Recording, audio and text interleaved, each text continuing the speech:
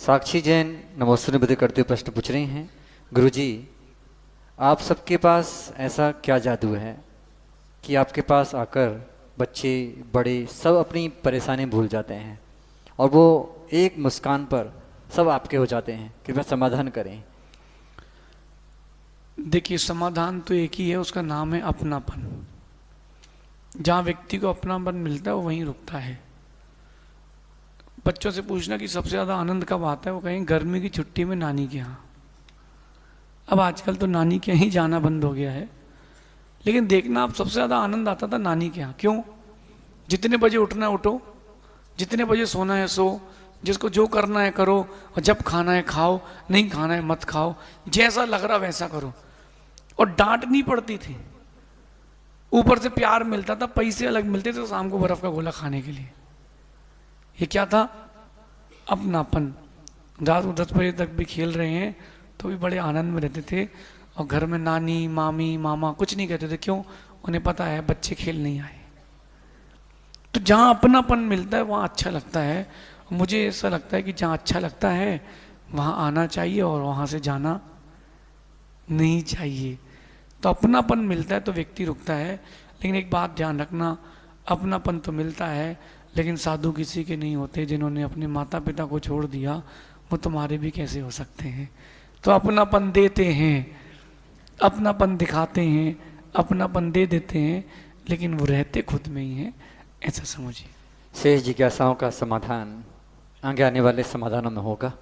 अब हमारे समक्ष जो जिज्ञासुजन हैं वो आएंगे, क्रम से अपनी जिज्ञासा रखेंगे। जिनका नाम बोला जाए पहले से वहाँ सेंटर में डेस्क रखी हुई है, वहाँ पर आ जाएंगे।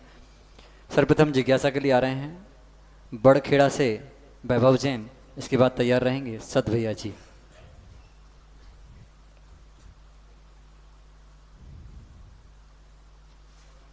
सेंटर में आ जाइए।